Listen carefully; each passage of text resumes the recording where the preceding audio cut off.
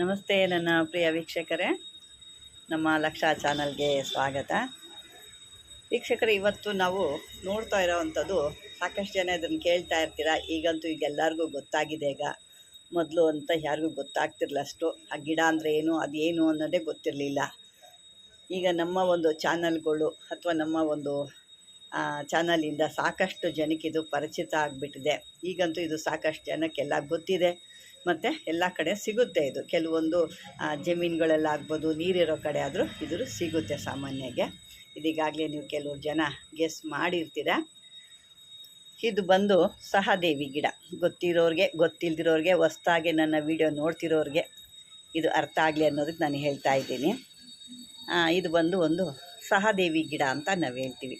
ಈ ಸಹದೇವಿ ಗಿಡ ಅಂತ ಎಷ್ಟು ಹೆಸರೇ ಅಷ್ಟು ಚೆನ್ನಾಗಿದೆ, ಸಹದೇವಿ ಅನ್ನೋದು. ಈ ಗಿಡನ ನಾವು ಸಾಕಷ್ಟು ಒಂದು ಉಪಯೋಗಕ್ಕೆ ನಾವು ಬಳಸ್ಕೋಬೋದು. ಈಗ ಗೊತ್ತಿರೋವಂಥವ್ರಿಗೆ, ಯಾರು ಈಗಾಗಲೇ ಗೊತ್ತಿರುತ್ತೆ ಸಾಕಷ್ಟು ಜನಕ್ಕೆ. ಅಂದರೆ ಇಷ್ಟು ವಿವರಣೆಯಾಗಿ ಯಾರೂ ನಿಮಗೆ ಕೊಡ್ತಾ ಇಲ್ಲ. ಇದು ಯಾವ ಕೆಲಸಕ್ಕೆ ಬರುತ್ತೆ, ಎಷ್ಟು ಇದರಿಂದ ನಾವು ಉಪಯೋಗ ತಗೋಬೋದು ಅನ್ನೋದು ನಾವು ಇವತ್ತು ತಿಳ್ಕೊಳ್ಳೋಣ. ಯಾಕಂದರೆ ಇದನ್ನು ನಾವು ಒಂದು ಒಳ್ಳೆ ದಿವಸ ಕಿತ್ಕೋಬೇಕು. ಅಂದರೆ ಪುಷ್ಯ ನಕ್ಷತ್ರ ಅಥವಾ ಹುಣ್ಣಿಮೆ ಈ ಥರದಲ್ಲಿ ನಾವು ಕಿತ್ಕೊಂಡಾಗ ಒಳ್ಳೆ ಕಾರ್ಯಕ್ಕೆ ಬರುತ್ತೆ. ಅಂದರೆ ಇದನ್ನು ಕೀಳಬೇಕಾದ್ರೆ ಬೆಳಗಿನ ಜಾವ ಅಂತ ನಾವು ಹೇಳ್ತೀವಿ. ಅಂದರೆ ಸೂರ್ಯ ಹುಟ್ಟೋಕ್ಕೆ ಮುಂಚೆ ಒಂದು 5:30 ಒಳಗಡೆ, 4:30 5:30 ಒಳಗಡೆ ಕಿತ್ತರೆ ಭಾಳ ಒಂದು ಅಭಿವೃದ್ಧಿ ಇದು ಕೆಲಸ ಆಗುತ್ತೆ.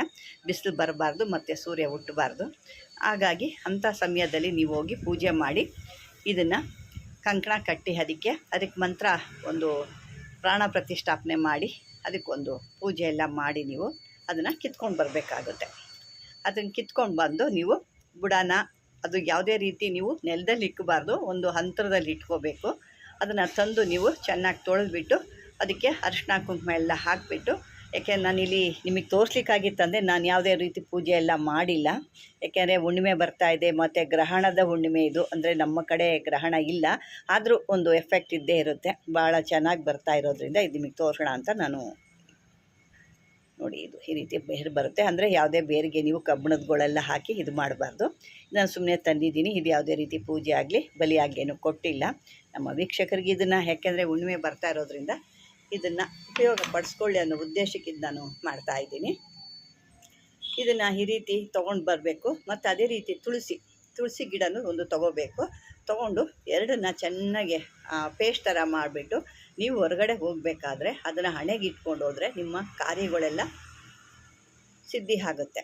ಅದೇ ರೀತಿ ಈ ಒಂದು ಸಹದೇವಿ ಬೇರನ್ನ ಅದೇ ರೀತಿ ನೀವು ತಂದು ಅದನ್ನು ಒಂದು ರೇಷ್ಮೆ ದಾರದಲ್ಲಿ ಅಥವಾ ರೇಷ್ಮೆ ಬಟ್ಟೆಯಲ್ಲಿ, ನಿಮ್ಮ ಹತ್ರ ರೇಷ್ಮೆ ಬಟ್ಟೆ ಇತ್ತು ಅಂದರೆ ಕೆಂಪು ಬಟ್ಟೆ ಆಗಬೇಕು. ರೇಷ್ಮೆ ಕೆಂಪು ಬಟ್ಟೆ ಇದ್ದರೆ ಆ ಬೇರು ಕಟ್ ಮಾಡಿ ನೀವು ಅದಕ್ಕೆ ಧೂಪ ದೀಪ ನೈವೇದ್ಯ ಎಲ್ಲ ಮಾಡಿ, ನಿಮ್ಗೆ ಬೇಕು ಅಂದರೆ ಒಂದು ಲಕ್ಷ್ಮೀ ಅಷ್ಟೋತ್ರ ಕೂಡ ಹೇಳ್ಕೊಬೋದು. ಇದನ್ನ ಇಟ್ಕೊಂಡು ಆ ಲಕ್ಷ್ಮೀ ಅಷ್ಟೋತ್ರ ಹೇಳ್ಕೊಂಡು ಅದನ್ನು ಒಂದು ಕೆಂಪು ಬಟ್ಟೆ, ರೇಷ್ಮೆ ಬಟ್ಟೆ, ಅದನ್ನು ಗಂಟು ಕಟ್ಟಿಬಿಟ್ಟು ನೀವು ಪೂಜೆ ಮಾಡಿ, ನೀವು ಕ್ಯಾಶ್ ಎಲ್ಲಿಕ್ತಿರೋ ಅಲ್ಲಿ ಕೂಡ ಇಟ್ಕೋಬೋದು. ಅಲ್ಲಿ ಕೂಡ ಲಕ್ಷ್ಮಿ ಆಕರ್ಷಣೆ ಆಗುತ್ತೆ. ಮತ್ತು ಇನ್ನೂ ಒಂದು, ಇದೇ ಬೇರನ್ನ ನೀವು ರೇಷ್ಮೆ ದಾರ ಏನಾದರೂ ಇದ್ದರೆ ಕೆಂಪು ದಾರನ ಸುತ್ತಿಬಿಟ್ಟು ಚೆನ್ನಾಗಿ ಸುತ್ತಿ ನೀವು ವ್ಯಾಪಾರ ಮಾಡೋ ಜಾಗದಲ್ಲೋ ಅಥವಾ ನೀವು ಒಂದು ಹಣಕಾಸು ಇಡೋ ಅಂಥ ಜಾಗದಲ್ಲೋ ಸುತ್ತಿಟ್ಟರೂ ಕೂಡ ಹಣ ಆಕರ್ಷಣೆ ಆಗುತ್ತೆ. ಅದೇ ರೀತಿ ಇದು ಇನ್ನೂ ಏನಪ್ಪ ಅಂತಂದರೆ, ಕೆಲವರು ಕೋರ್ಟು ಕಚೇರಿಗಳು ಇಂಥವೆಲ್ಲ ಇರ್ತವೆ. ಅವರು ಕೂಡ ಇದನ್ನು ಒಂದು, ಇದು ಮಾಮೂಲಿ ಯಥಾ ಪ್ರಕಾರ ನಾನು ಹೇಳೋದೇನು ಗೊತ್ತಿದೆ, ಪದೇ ನಾನು ಪೂಜೆ ಮಾಡಿ ಅಂತೇಳಿ ಹೇಳೋಕ್ಕಾಗಲ್ಲ. ಅದೇ ರೀತಿ ಅದಕ್ಕೆ ಏನಿದೆಯೋ ಅದನ್ನು ಮಾಡಾದಮೇಲೆ, ಅದಕ್ಕೆ ಪೂಜೆ ಎಲ್ಲ ಮಾಡಾದಮೇಲೆ ಅದನ್ನು ಬೇರನ್ನ ತೆಗೆದು ನೀವು ಒಂದು ತಾಯ್ತದಲ್ಲಿ ಹಾಕ್ಕೊಂಡು ನಿಮ್ಮ ತೋಳಿಗೆ ಕಟ್ಕೊಂಡು ನೀವು ಕೋರ್ಟ್ಗೆ ಹೋದಾಗ ಆ ಕೋರ್ಟಿಂದ ಕೂಡ ಜಯ ಕೂಡ ನಿಮ್ಮ ಕಡೆ ಸಿಗುತ್ತೆ.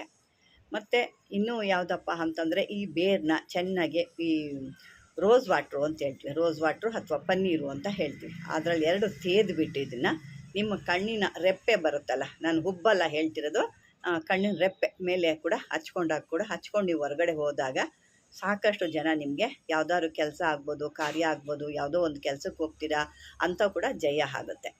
ಇದೇ ಒಂದು ಈ ಬೇರನ್ನ, ಸಹದೇವಿ ಬೇರನ್ನ ನೀವು ಒಂದು ರೋಸ್ ವಾಟ್ರಲ್ಲಿ ತೇದ್ಬಿಟ್ಟು ನೀವು ಎಲ್ಲಿಗಾರು ಹೋಗ್ತಾ ಇದ್ದೀರಾ, ಯಾರ ಹತ್ರ ಮಾತಾಡೋಕ್ಕೆ ಹೋಗ್ತಾ ಇದ್ದೀರಾ ಅಂತ ಹೇಳಿದಾಗ ನೀವು ಅದನ್ನು ಪನ್ನೀರಲ್ಲಿ ತೇದ್ಬಿಟ್ಟು ನಿಮ್ಮ ನಾಲ್ಗೆ ಮೇಲೆ ಸ್ವಲ್ಪ ಇಟ್ಕೊಂಡು ನೀವು ಮಾತಾಡೋಕ್ಕೆ ಹೋದಾಗ ಅದು ಕೂಡ ನಿಮಗೆ ಒಳ್ಳೆ ಅದ್ಭುತವಾಗಿ ಒಂದು ಜನ ವಶೀಕರಣ ಅಂತ ಆಗುತ್ತೆ. ಕಣ್ಣು ರೆಪ್ಪೆಲಿ ಇಟ್ಕೊಂಡು ಹೋದಾಗ ಕೂಡ ಜನ ನಿಮ್ಮನ್ನು ನೋಡ್ತಾ ಇದ್ದಂಗೆ ಒಂದು ರೀತಿ ಒಂದು ಆಕರ್ಷಣೆ ಆಗುತ್ತೆ. ಒಂದು ರೀತಿ ನೋಡ್ತಾರೆ ಅಂದರೆ ಒಂದು ಆಕರ್ಷಣೆ ರೀತಿಲಿ ನೋಡ್ತಾರೆ, ನಿಮ್ಮ ಮಾತು ಕೇಳಬೇಕು ಅನ್ನೋ ರೀತಿಲಿ ಅವ್ರಿಗೆ ಆಗುತ್ತೆ. ಇದು ಒಂದು ಅದ್ಭುತ. ಇನ್ನೂ ಸಾಕಷ್ಟು ಇದೆ. ಸಹದೇವಿ ಅಂದ್ರೇ ಇದು ಒಂದು ಅದ್ಭುತವಾದ. ಮತ್ತು ಇನ್ನೂ ಒಂದು ಇಂಪಾರ್ಟೆಂಟ್ ವಿಷಯ ಇದರೊಳಗಡೆ, ಇದನ್ನು ಒಳ್ಳೆ ದಿವಸ ನಾನು ಹೇಳ್ದಂಗೆ ಅದೇ ರೀತಿ ಒಳ್ಳೆ ದಿವಸ ತಂದು ಇದನ್ನೆಲ್ಲ ತೊಳೆದು ಪನ್ನೀರಲ್ಲಿ, ರೋಸ್ ವಾಟ್ರಲ್ಲಿ, ಅರಿಶಿಣದಲ್ಲಿ ನೀರೆಲ್ಲ ತೊಳೆದೆಲ್ಲ ಆದಮೇಲೆ ಆ ಬೇರನ್ನ ಕಟ್ ಮಾಡಿಕೊಂಡು 1-2-3 ಇಂಚಷ್ಟು ಕಟ್ ಮಾಡಿಕೊಂಡು ನೀವು ನಿಮ್ಮ ದೇವ್ರ ಮನೆಯಲ್ಲಿ ಎಲ್ಲರೂ ಒಂದು ಕಡೆ ಅದನ್ನು ನೇತು ಹಾಕೋದಾಗಿದ್ದರೆ ಆ ದೇವ್ರ ಮನೆಯಲ್ಲಿ ನಿಮಗೆ ಕೂತ್ಕೋಬೇಕಾದ್ರೆ ಕೆಲವ್ರಿಗೆ ಪೂಜೆ ಮಾಡೋಕ್ಕೆ ಮನಸ್ಸು ಬರೋಲ್ಲ, ಅಲ್ಲೇನೋ ನೆಗೆಟಿವ್ ಇದೆ, ನಮಗೆ ಮನೇಲಿ ಇರೋಕ್ಕೆ ಆಗಲ್ಲ ಅಂತಾರೆ. ಅಂಥವ್ರು ಕೂಡ ಇದನ್ನು ತೆಗೆದು ಆ ಬೇರನ್ನ ಒಂದು ಆ ದೇವ್ರ ಮೇಲೆ ನೇತು ಹಾಕಿದಾಗ, ಅಂದರೆ ನೀವು ಅಲ್ಲಿ ಹ್ಯಾಂಗ್ ಮಾಡಿದಾಗ ಆ ದೇವಸ್ಥಾನದಲ್ಲಿ ಅಥವಾ ದೇವ್ರ ಮನೆಯಲ್ಲಿ ನಿಮಗೆ ಒಂದು ಕಳೆ ಬರುತ್ತೆ. ಮತ್ತು ನಿಮಗೆ ಕೂತು ಪೂಜೆ ಮಾಡಬೇಕಪ್ಪ ಅನ್ನೋದು ಮನಸ್ಸು ಬರುತ್ತೆ. ಅಲ್ಲಿ ಏನೇ ನೆಗೆಟಿವ್ ಇದ್ದರೂ ಕೂಡ ನಿಮಗೆ ಆ ರೀತಿ ಅನಿಸಲ್ಲ ನಿಮಗೆ.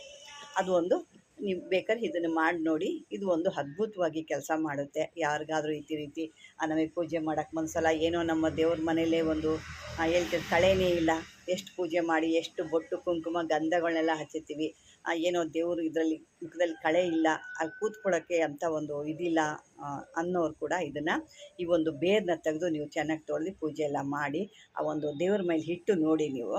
ಆಮೇಲೆ ನಿಮಗೆ ಗೊತ್ತಾಗುತ್ತೆ ಆ ದೇವ್ರ ಮನೇಲಿ ಒಂದು ವೈಬ್ರೇಷನ್ ಶುರುವಾಗುತ್ತೆ. ಅಂದರೆ ಒಂದು ಕಳೆ, ಅಲ್ಲಿ ನಾವು ಕೂತು ಪೂಜೆ ಮಾಡಬೇಕು, ನಾವು ಇಲ್ಲೇ ಕೂತು ಪೂಜೆ ಮಾಡಬೇಕು, ಆ ಮನಸ್ಸು ಒಂದು ಸಂತೋಷವಾಗಿ ಅನ್ನೋದು, ನೆಮ್ಮದಿಯಾಗಿ ಪೂಜೆ ಮಾಡಬೇಕು ಅನ್ನೋದು ಕೂಡ ನಿಮ್ಮ ಮನಸ್ಸಿಗೆ ಇದು ಬರುತ್ತೆ. ಇದು ಒಂದು ಅದ್ಭುತ. ಇದರಲ್ಲಿ ಇನ್ನೂ ಸಾಕಷ್ಟು ಕೂಡ ಇದೆ. ತುಳಸಿ ಒಳಗೆ ಕೂಡ ಸಾಕಷ್ಟಿದೆ. ಇದನ್ನು ಕೂಡ ಮುಂದಕ್ಕೆ ನಾನು, ಯಾಕೆ ಅಂತಂದರೆ ಕೆಲವೊಂದು ಅದ್ಭುತವಾದ ದಿನಗಳು ಬಂದಾಗ ನಮ್ಮ ಒಂದು ವೀಕ್ಷಕರು ನಾವು ಇದನ್ನು ಕೊಡಬೇಕು, ಅವ್ರಿಗೂ ಸಿಕ್ಕದವ್ರಿಗೆ ಈ ರೀತಿ ಮಾಡ್ಕೊಳ್ತಾರೆ. ಯಾಕೆಂದರೆ ಮೊದಲೆಲ್ಲ ಕಣ್ಣು ಮುಂದೆ ಇದ್ದರೂ ಇದು ಯಾರೂ ನಿಮಗೆ ತೋರಿಸ್ತಿರ್ಲಿಲ್ಲ, ಯಾರೂ ಇದನ್ನು ಹೇಳ್ತಿರ್ಲಿಲ್ಲ, ಇದ್ರ ಬಗ್ಗೆ ಏನು ಅಂತ ಕೂಡ ಗೊತ್ತಿರಲಿಲ್ಲ. ಈಗ ಎಲ್ಲರಿಗೂ ನಮ್ಮ ಒಂದು ಚಾನಲ್ಗಳು ನೋಡಿದ್ಮೇಲೆ ಯಾವ್ಯಾವ ಒಂದು ನಾನು ಪ್ರತಿಯೊಂದು ಮೂಲಿಕೆಗಳ್ನ ತೋರಿಸ್ತಾ ಇದ್ದೀನಿ. ಪ್ರತಿಯೊಂದು ಮೂಲಿಕೆ ಮತ್ತು ಅದ್ರ ಹೆಸರು, ಅದ್ರ ಗಿಡ ಪ್ರತಿಯೊಂದು ನಾನು ತೋರಿಸ್ತಾ ಇದ್ದೀನಿ. ಕೆಲವರೆಲ್ಲ ಬಾಡೋದ್ಮೇಲೆ ತೋರಿಸಿ ಆ ಗಿಡ ಏನು ಅಂತಲೇ ಗೊತ್ತಿರಲ್ಲ, ಆ ರೀತಿ ತೋರಿಸ್ಬಿಡ್ತಾರೆ. ನಾನು ನೋಡಿ ಈಗ ಜಸ್ಟ್ ಕಿತ್ಕೊಂಡು ಬಂದೆ, ಯಾಕೆಂದರೆ ಇದು ಪೂಜೆ ಮಾಡೋಕ್ಕೆಲ್ಲ ಆಗಲ್ಲ. ಹಾಗಾಗಿ ನಾನು ಸುಮ್ಮನೆ ಕಿತ್ಕೊಂಡ್ಬಂದು ನಿಮ್ಗೆ ತೋರಿಸೋದಕ್ಕೆ ಮಾತ್ರ ನಾನು ಇದು ವೀಡಿಯೋ ಅಪ್ಲೋಡ್ ಮಾಡೋಕ್ಕೆ ತಂದಿದ್ದೀನಿ ಅಷ್ಟೇ. ನೀವು ಆ ರೀತಿ ಎಲ್ಲ ಮಾಡಬೇಡಿ. ಕಿತ್ಕೊಂಡು ಬಂದು ಅದನ್ನು ನೀಟಾಗಿ ತೊಳೆದು ಇಟ್ಕೊಳ್ಳಿ. ಬೇಕಾದವರು ಇದನ್ನು ಪಾಟಲ್ಲಿ ಕೂಡ ಹಾಕ್ಕೊಂಡು ತುಳಸಿಗೆ ಯಾಕೆ ಪೂಜೆ ಮಾಡ್ತಾರೆ, ಅದನ್ನು ಅದೇ ರೀತಿ ಪೂಜೆ ಮಾಡಿದಾಗ ಭಾಳ ಅಭಿವೃದ್ಧಿ ಆಗುತ್ತೆ. ಈ ತುಳಸಿಗಿಂತ ಅದ್ಭುತವಾದಂಥ ಈ ದೇವಿ, ಇವಳು ಹೆಸರಲ್ಲೇ ದೇವಿ ಇರೋದ್ರಿಂದ ನಿಮಗೆ ಈ ತುಳಸಿಗೆ ಹಾಗೆ ಒಂದು ಮಾನ್ಯತೆ ನಾವು ಕೊಟ್ಟು ಪೂಜೆ ಮಾಡ್ತೀವೋ ಅದೇ ರೀತಿ ಇದಕ್ಕೂ ಕೂಡ ನಾವು ಮಾನ್ಯತೆ ಕೊಟ್ಟು ಒಂದು ಪೂಜೆ ಅಂತ ಮಾಡಿದಾಗ ಅಲ್ಲಿ ಒಂದು ದೈವಿ ಕಳೆ, ಒಂದು ಯಾವುದೇ ಒಂದು ನೆಗೆಟಿವ್ ಒಳಗಡೆ ನುಗ್ಗಲ್ಲ ಅನ್ನೋದು ಕೆಲವು ಗ್ರಂಥದಲ್ಲಿ ಕೊಟ್ಟಿದ್ದಾರೆ. ಇದನ್ನು ಕೆಲವ್ರಿಗಿದಂದರೆ ಅದಕ್ಕೆ ಗಿಡ ಅಂದರೆ ಏನು ಅಂತ ಗೊತ್ತಿಲ್ಲದಿರೋದ್ರೆ ಇದುವರೆಗೂ ಜನ ಅದೇನು ಅಂತ ಗೊತ್ತಿರಲ್ಲ.